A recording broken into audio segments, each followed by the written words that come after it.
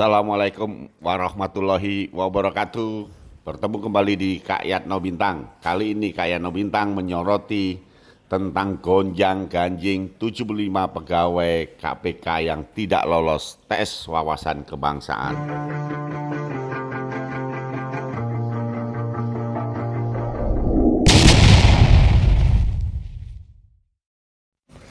Ada 75 pegawai KPK yang tidak lolos tes wawasan kebangsaan dalam rangka menjadi pegawai negeri ASN, aparatur sipil negara.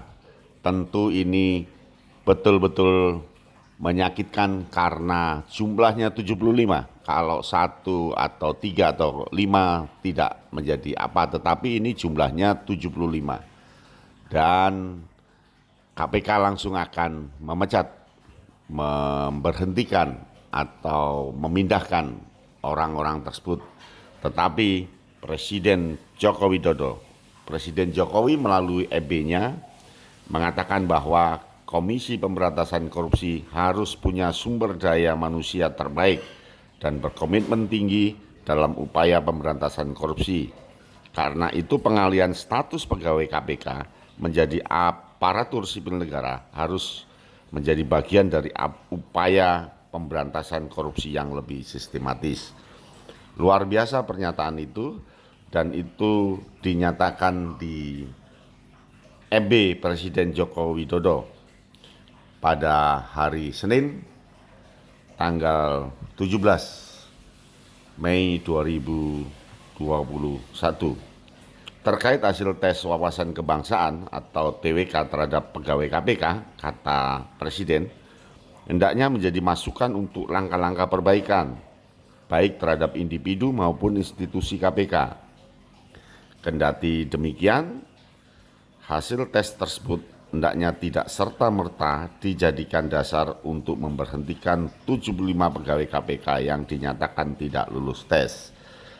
Disinilah Presiden kita memberikan tekanan lebih nyata yang menyatakan bahwa tidak serta-merta dijadikan dasar untuk memberhentikan 75 pegawai KPK yang dinyatakan tidak lulus tes.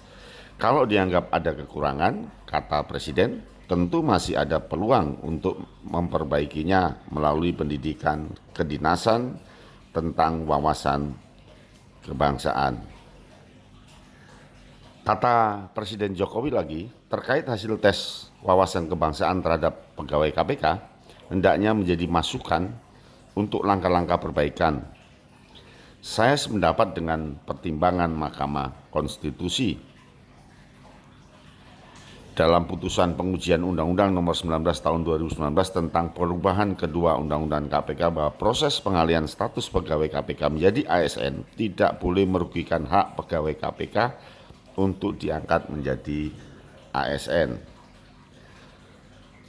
Tekanan Presiden kita, dan ini sangat mendinginkan situasi gonjang-ganjing.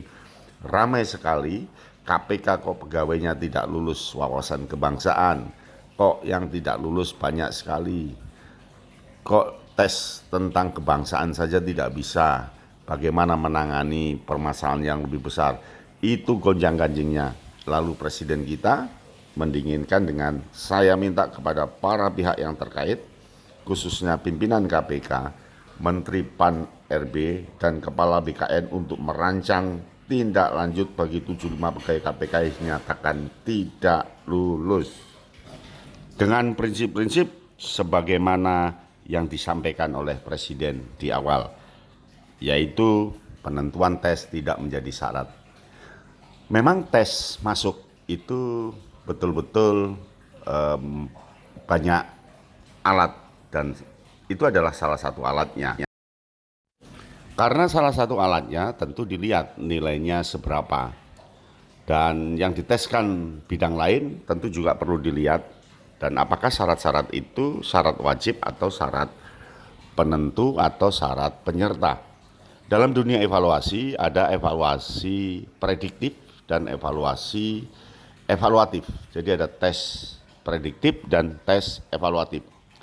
Ketika tes prediktif ini untuk melihat apakah si A yang dites itu punya kecenderungan baik atau tidak. Sedangkan tes evaluatif apakah si A punya kandungan X atau tidak. Demikian, salam Kak Yatno Bintang.